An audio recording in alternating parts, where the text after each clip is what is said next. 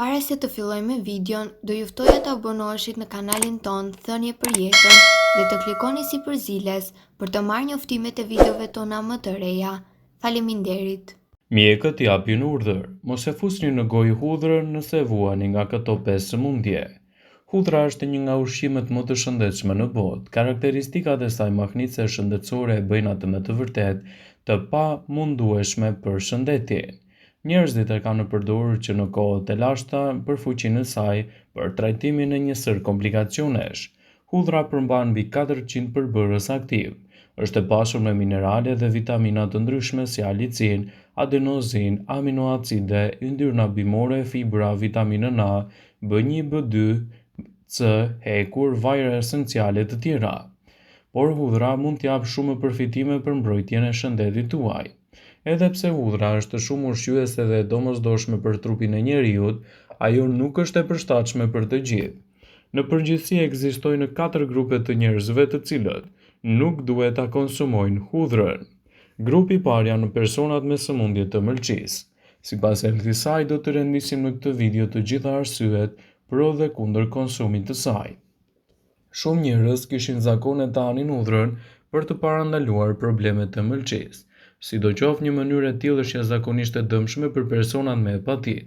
Kjo për shkak se hudhra nuk ka asnjë efekt në virus, por përkundrazi, disa komponentë të saj mundet të stimulojnë stomakun dhe zorrët të pengojnë sekretimin e lëngut tretës në traktin e zorrëve, duke rritur kështu simptomat e personave si për shembull të vjellat. Për më tepër, përbërësit e qëndrueshëm të hudhrës do të zvogëlojnë qelizat e kuqe të gjakut dhe hemoglobinës në gjak, dhe mund të çojnë në anemi e cila është e favorshme për trajtimin e këtij problemi.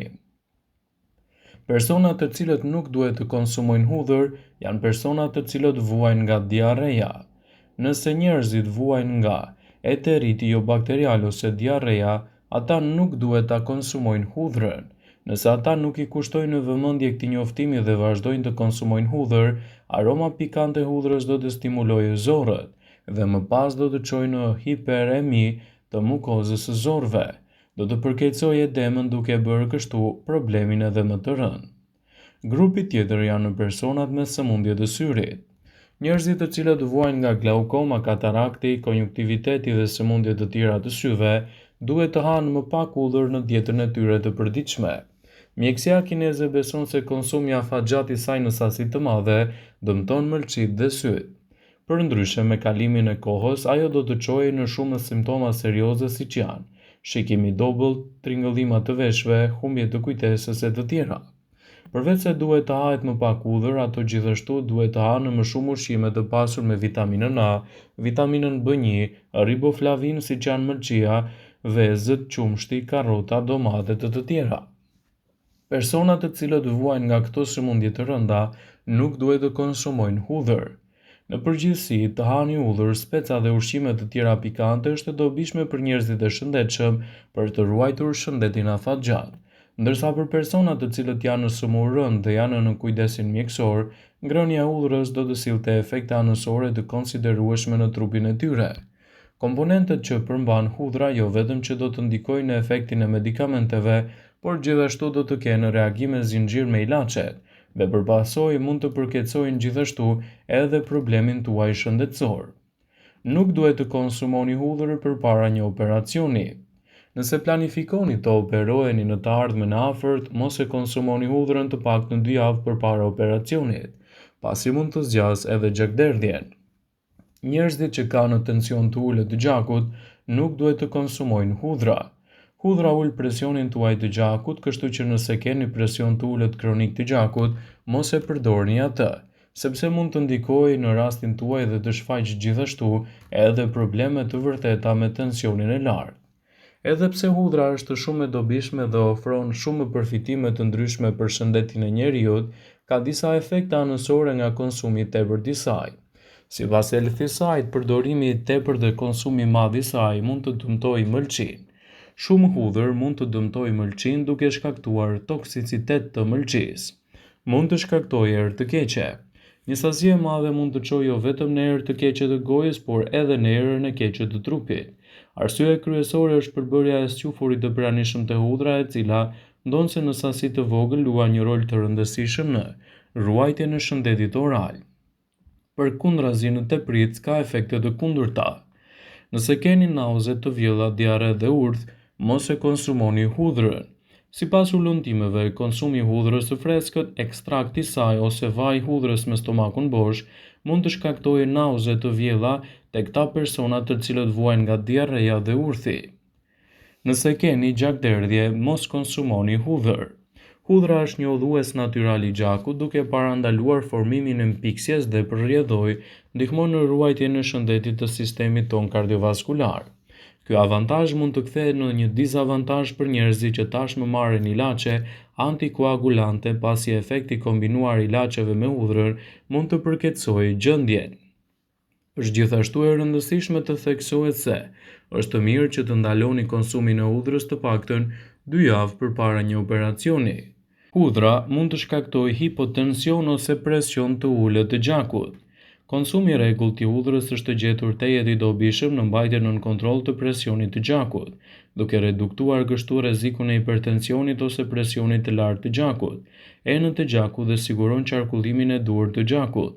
Ky avantazh i hudhrës mund të kthehet në një dizavantazh kur konsumohet me tepritës, pasi mund të ulë presionin e gjakut në një nivel të dëmshëm, duke krijuar hipotension ose presion të ulët të gjakut me simptoma shoqëruese si lodhje, marramendje të përzierë dhe shikimi turbull. Djersitje.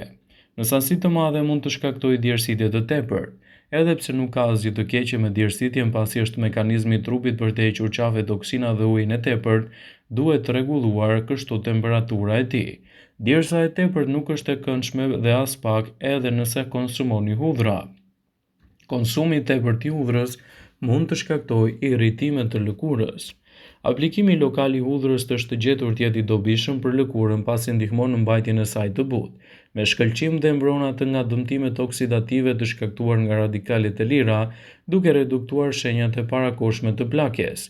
Megjithatë, duhet të theksohet se kontakti zgjatur i hudhrës me lëkurën mund të shkaktojë acarim, skuqje, ekzema e të tjera, kryesisht për shkak të analizave një enzim që ajo përmban. Ndryshime në vizion. Është zbuluar se konsumi i tepërt i hudhrës mund të çojë në një gjendje të quajtur blefarit, e cila është një gjakderdhje në dhomën e përparme të syrit, pra në hapësirën midis kornes dhe irisit. Marrja e dozave të mëdha të hudhrës vepron si një antikoagulant dhe në disa raste shkakton ose përkeçon problemin. Përdorimi i tepërt i hudhrës mund të shkaktojë gjithashtu dhimbje koke. Hudhra, veçanërisht kur hahet e papërpunuar dhe në sasi të lartë, mund të shkaktojë migren. Edhe pse nuk shkakton drejt për së drejti dhimbje koke, ajo aktivizon procesin e përgjigjes për të. Edhe pse arsyeja e saktë është e paqartë, disa ekspertë besojnë se mund të jetë e përfshirë në nervin trigeminal, i cili nervozon të gjithë fytyrën tonë. Ndjesia e prekjes në fytyrë, si dhe çdo dhimbje, transmetohet përmes këtij nervi të rëndësishëm dhe marrja e hudhrës në sasi të lartë mund ta stimulojë atë edhe të shkaktojë këto komplikacione, citon Healthy Side. Por hudhra ka edhe fuqinë e saj pozitive në mbrojtjen e shëndetit tuaj. Nëse vuani nga tensioni i lartë i gjakut, hudhra mund të kthehet në një aleat të mirë të shëndetit.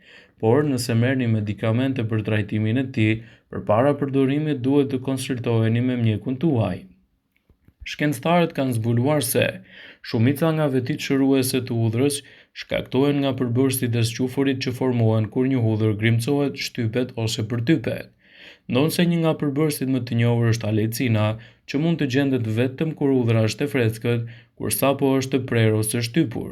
Përbërës të tjerë që mund të luajnë një rol të përfitimeve shëndetësore të hudhrës përfshin disulfatet, diali dhe cistein alin. Përbërësit e squfurit të hudhrës qojnë në trup nga trakti tretës dhe qarkullojnë në të gjithë trupin, duke ushtruar efektet e tyre biologjike të forta, citon Healthy Side. Vëmendje, ju bëjmë me dije se informacionet në këtë video kanë për qëllim që të plotësojnë, të mos zëvendësojnë në këshillat e mjekut tuaj ose të ofruesit të kujdesit tuaj shëndetësor, dhe nuk kanë për qëllim që të mbulojnë në të gjitha përdorimet e mundshme, masat paraprake, ndërveprimet ose dhe efektet e tyre negative për shëndetin tuaj. Pasi ta dëgjonit këtë video, do ju ftoja t'i bënit like dhe ta shpërndanit atë në profilin tuaj në mënyrë që të informohen dhe miqtë e tu.